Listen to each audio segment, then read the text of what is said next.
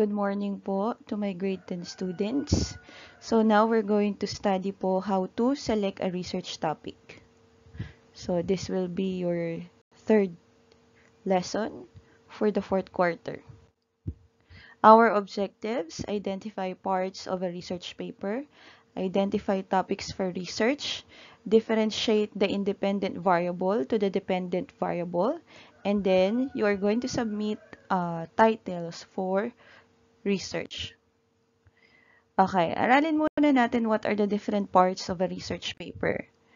Okay, we have 5 chapters for a research paper. We have chapter 1, a research problem. Chapter 2, the review of related literature. Chapter 3, methodology. Chapter 4, results, analysis, and interpretation. And lastly, chapter 5, the summary, conclusion, and recommendation. For chapter 1, kung saan ito yung tinatawag nating research problem, the presentation of the background of the problem through a one-page introduction essay. So, dito po sa part na to, you are going to explain ano ang nature ng iyong problem, bakit yung problem na yon ang iyong napili, ano yung relationship mo doon sa problem that you have selected, bakit ka magre-research about that specific problem. Okay? So, yun po yung gagawin natin for the research problem sa chapter 1. Okay? Next, chapter 2 is the review of related literature. It is the collection of supporting data, a collection of valid and reliable sources of information. This is the part wherein maghahanap ka ng different theories that will support your research. Susuportahan niya yung iyong mga sinasabi dito sa research problem sa chapter 1. Okay? So, kailangan lahat ng ilalagay ninyo dyan ay mga theories na magiging kakampi mo. Ha? Huwag maglalagay ng mga theories or concepts na malayo dun sa sinasabi or dun sa gustong targetin ng inyong research. Sa formal research o sa actual research na ginagawa actually, 500 pataas na mga theories ang dapat na ilagay dyan, na mga supporting information ang dapat ilagay dyan. Okay? But in your case, so since this is your first time to experience research, pag-uusapan na lang natin yan by the moment that we have our next face-to-face classes. Okay?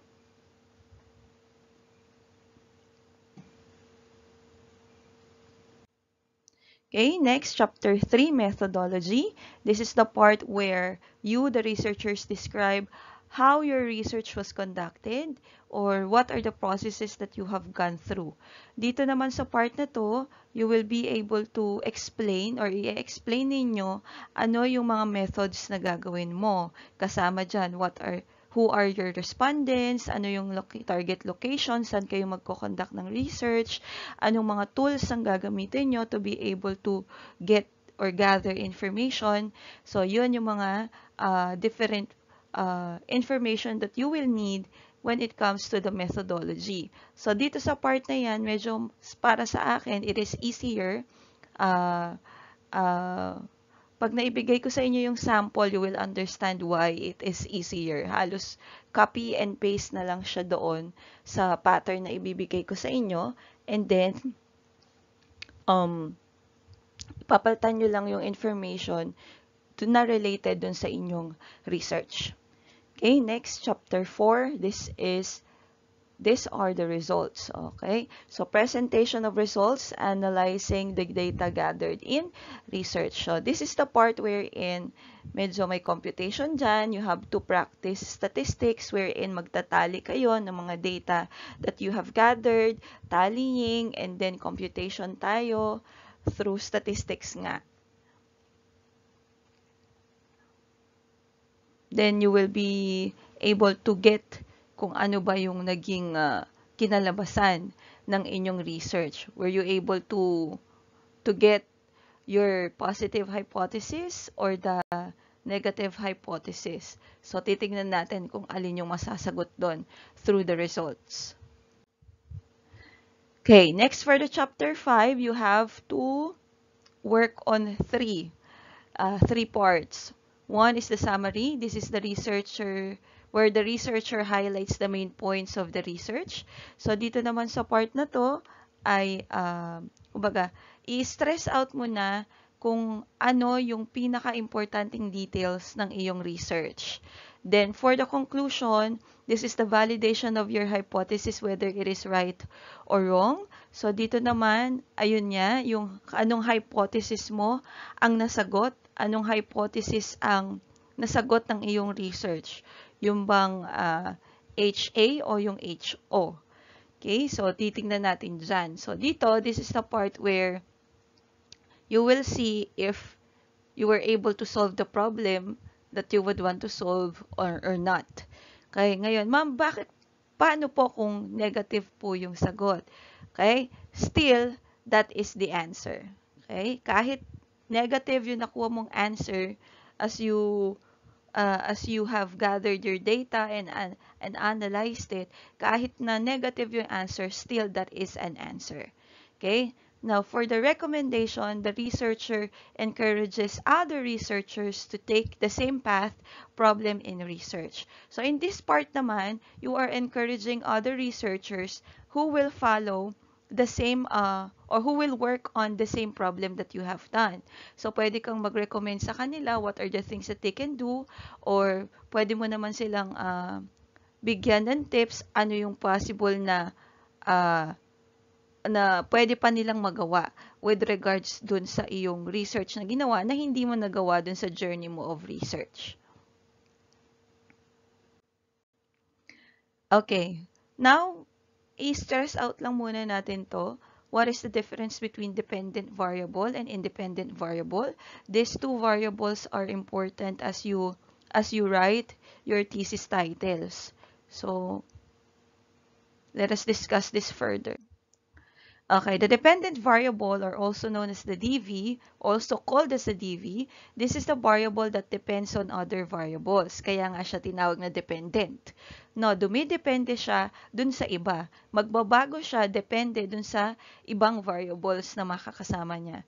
Okay, so it is sometimes called the response, the symptoms, or the outcome. For example, if someone is studying the effects of pollution on asthma, the incidence of asthma would be the dependent variable. Okay? Si dependent variable is magbabago kung anong independent variable ang isasama mo sa kanya. Okay? Tandaan, ito ay nagbabago. Dumidepende siya dun sa ibang variables na kasama niya. So, katulad nga dito, so,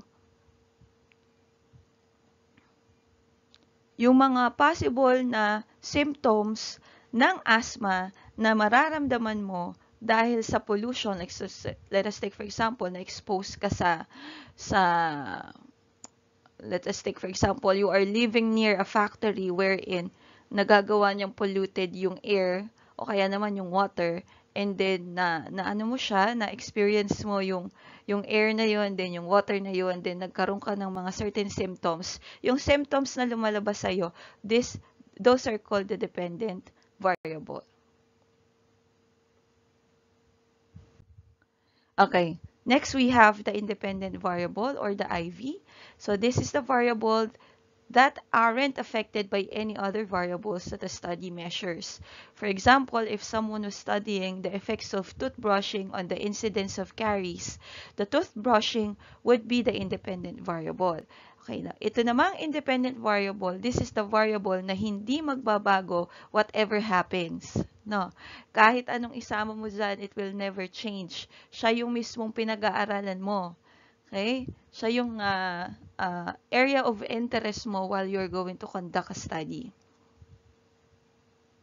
Okay, again, let's go back. Stress out ko lang, when we say independent variable, it will never change, and the dependent variable will change depending on the other variables that na makasama niya.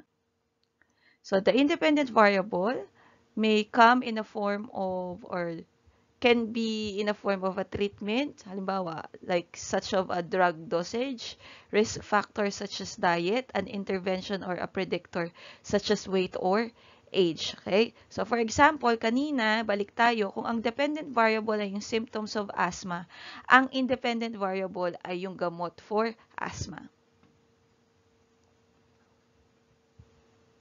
So, sabi ko kanina, yung independent variable, siya yung target of interest mo, siya yung pag-aaralan mo.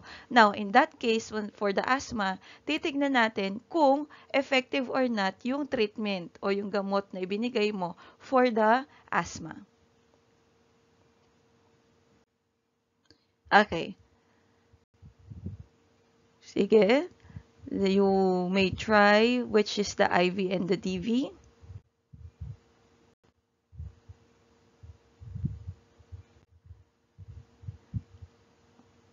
Alin kaya dyan ang IV?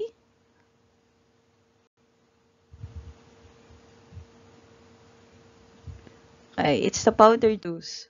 Alin kaya, which is the DV? Okay, it's the skin color. Which is the IV?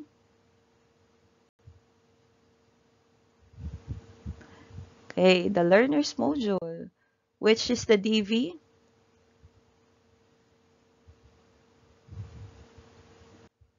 Which is the IV?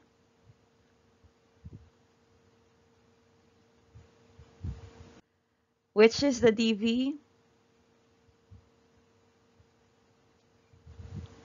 Okay, so kung ikaw ay nakakuha ng 5 points in this practice, alam mo na ang difference ng IV at DV. Now, how to select a research topic? Okay, the first thing that you have to do, lalo kayo, you will be working as a group, is to brainstorm for ideas. Magtanungan muna, what are your areas of interest? Ano kayong problems ang existing sa inyo? Most specifically, sa inyong mga kabataan. So, if you're going to select a problem, make sure that you are related to it, and you are experiencing that specific problem para mas mabilis para sa inyo. You will be able to engage more with that problem. Next, what is interesting about those problem that you have listed, and what is your opinion about those problems that you have chosen? Kailangan, you should be able to have your or give your own personal opinion about that specific problem. Kasi if not, medyo mahirap mag-push through if you cannot defend that problem or that specific topic is really a problem that exists. Next, identify the sources of general background information. You may answer the question, what sources of information can you use to gather the information? Meron bang available na mga materials wherein makakakuha ka ng information about the topic that you have selected? No, then you ask yourself, who can you ask? May matatanong ka ba? May mai-interview ba? Kasi kung wala, if there are no materials available and if there are no people to interview with regards to the topic you have selected, drop the topic. Kasi hindi ka makakakuha ng data dyan. Hindi ka makakapag-umpisa dyan. Wala kang mabubuo. Okay? So you have to drop the topic. Now, if there are there materials available also in the library, in magazines, journals, periodicals, and internet. Kasi kung wala nga, kahit sa internet, it will be really hard for you to push through with your research. Napakahirap, lalo na ngayon kung wala sa internet. Saan ka pa kukuha? With our case wherein the library is not functioning, we cannot do or you cannot do anything kung wala pa sa internet, okay? Then, are there related organizations that you can ask or that you can visit para makakuha ng added information? Okay. So again, if wala kayong makuhang sources of information, you better drop the topic. Okay, next. So focus on your topic. So how are we going to focus on the topic? Okay, mag-focus lang tayo lagi dun sa ating IV at TV. Huwag tayo pong lalayo doon. Okay, you may have specific question. You may have your general question para if ever you think na lumalayo kayo dun sa inyong topic, you can go back to the question and go back on track. Okay, so what specific area or factor of the chosen topic would you focus on your research? Sabi ko nga, always focus with your variables. Why did you decide to focus on one specific area? So, dapat masasagot mo din yung question na yan. And dapat, there are people who are affected by the problem that you have chosen. Kasi kung wala naman tao na naaapektuhan ng problem na yon, still, you cannot conduct the study. The same thing lang yon kung walang sources na mapagkukunan. Ay di, at kung wala kang taong mai-interview, wala ka ding data na makukuha. No supporting details din for your research. Okay, next, make a list of useful keywords. Okay, paulit-ulit kong sasabihin, you stick with your IVs and DVs. Okay?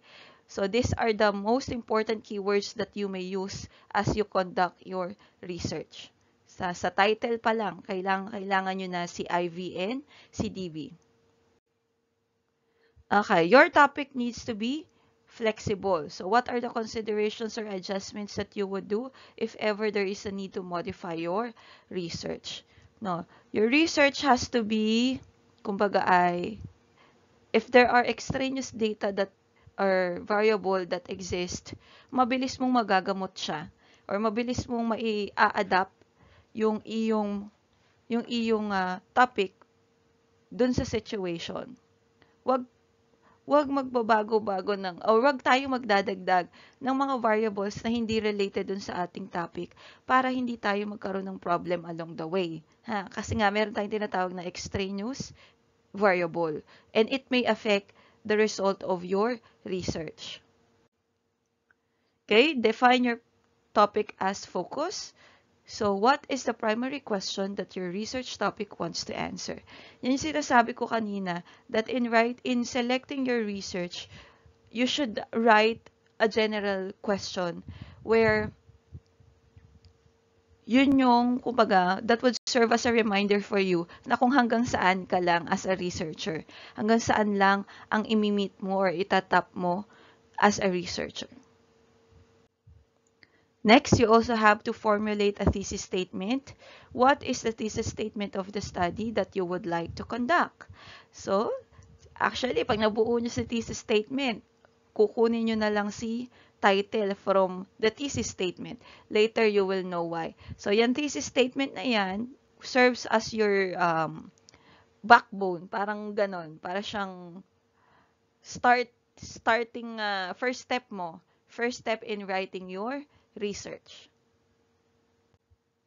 Okay, so here are the list of general topics, some of the general topics that are common na. So, marami ka nang makukuha about dyan sa mga sources, sa mga dami ng materials available about this. Pero sinasabi ko na, wag nyo nang gagamitin itong mga to at kumagay medyo gas-gas na din. Pero yung reading and writing, pwede pa rin as long as you will think of different angles or different problems related to them. Sa reading, meron ngayon because of the Catch-up Friday. So, pwede nyong i-relate doon yung inyong research. So, we have here, out of school youth, smoking, mathematics, reading, writing. Okay. So, what do you have to do? After listing your general topic, specify those general topics, no? Gawin natin siyang mas malinaw. So, ano ba ang gusto mong malaman about the out of school youth? Anong gusto mong malaman about smoking? Anong gusto mong malaman about sa mathematics, about sa reading, about sa writing. So, specify mo siya. So, here are examples of specified topics nung general topics na pinakita ko kanina. Reasons for being out of school youth, bad effects or effects lang of smoking, grades in mathematics, difficulties in reading, difficulties in writing. Okay, so paano yung defining the topic that I discussed kanina? Again, you have to create a general question that you have to answer in your research. So, tungkol pa din dun sa mga general topics kanina. What are the contributing factors that causes out of school youth? What are the bad effects of smoking in terms of studying? What factors cause students to have low grades in mathematics? So, as you can see, dito pa lang sa defining the topic part, dun sa question na to, makikita mo na yung IV at DV. Dapat makikita na siya dyan. Other examples, what are the difficulties experienced by students in reading? What are the difficulties experienced by students in writing? Now, aside from doing those or writing those, yung una-una, kailangan nyo ding mag-add ng inyong respondents. So when we say respondents, these are the people who will participate in your study. Sila yung mga taong mag-engage dun sa study mo. Sila yung pag-aaralan mo, for short. Okay? So, dapat isama nyo na rin kung saan location nyo sila makukuha. Like, let us take, for example, for the out-of-school youth, ang target mo, the youth in the 5 barangays along UNHS who are not attending school. Kasi nga, out-of-school youth ang iyong target. Then, for number 2, about smoking, UNHS students who are smoking. And then, number 3, topic is about mathematics, UNHS students who have low grades in mathematics. And the same goes for example number 4 and number 5. Now, ma'am, bakit po grade 8 lang yung nandun? Ma'am, ba't grade 9 lang po yung nandyan? Bakit po hindi kasali yung buong school?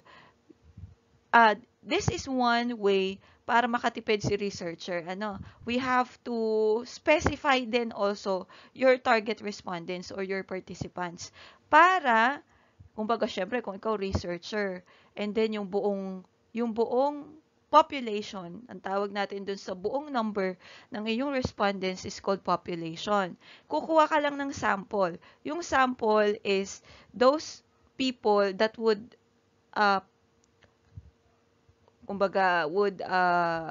pass your criteria in selecting your participants. Meron ka kasing checklist doon who will be your participants. And then, sila yung nakapasok doon sa area na yon. Okay? So, pwedeng mag-select ka. Grade 9 lang, or anong age lang, 10 to 15 lang ba, yung mga ganun. Pwede ka magkaroon ng certain criteria for you to be able to get your sample. Okay. So, sample of thesis statement of the problem. So, lagi siya nag-uumpisa with this phrase. This study aims to find out different reasons causing out-of-school youth in the 5 barangays along Upland National High School. And then, so, sa smoking, this study aims to find out the bad effects of smoking to studies of UNHS students. Then, mathematics, this study aims to find out contributing factors that causes UNHS grade 7 students to have low grades in mathematics. Okay, so the same also for sample 4 and number 5.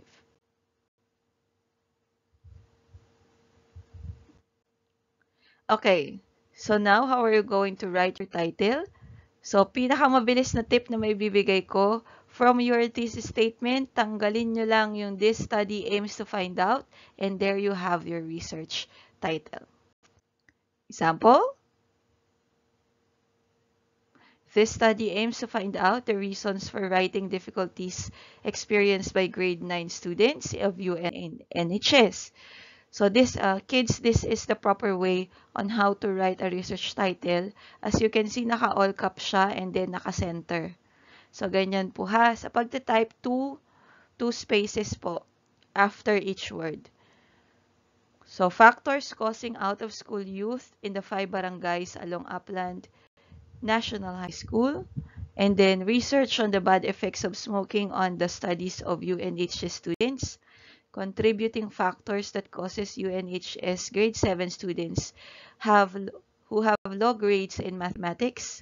Common reasons on the experienced reading difficulties of UNHS grade 8 students, the basis for the development of an intervention. Okay, then this is an example of title for number 5. Okay, so your assignment is to write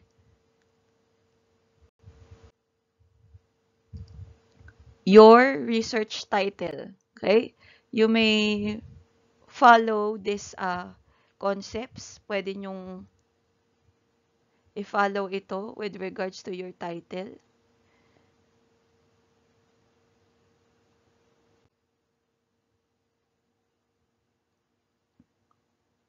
If walang maiisip, so pwede kayong pumili dyan. Kung meron naman kayong naiisip na mas existing today, yung number 9 and number 10, siguro wag na. I-disregard na po natin yan.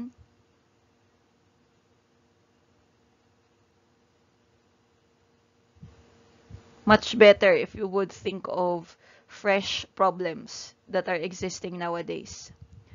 Okay, so your activity in one whole sheet of paper, please think of one general topic and then specify that topic. Then create your focus question and then put your target respondents plus the location and then write your statement of the problem or the thesis statement and then specify your dependent variable and your independent variable. And lastly, construct your thesis title. After doing this, kung magagawa nyo siya ngayong araw, ang bawat group po, ipasa po agad sa akin so I can say if your title is approved or not. Okay, so that would be all for today. If you have questions, you can chat me. Okay, and then I will answer. Don't worry. So that will be all for today. Thank you and God bless you everyone. See you on Wednesday.